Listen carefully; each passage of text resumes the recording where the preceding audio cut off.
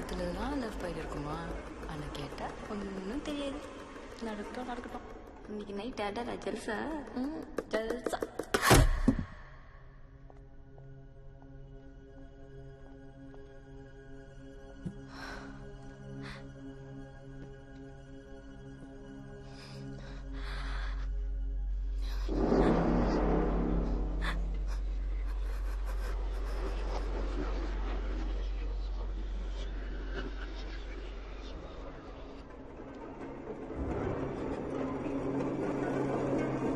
என்னமோ ஒண்ணு சரியில்லைன்னு தோணுச்சு.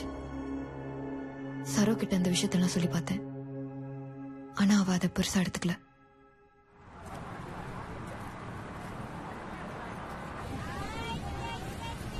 ஒரு தடவை நானும் சரோவும் பசாமலமுக்கு போயிருந்தோம்.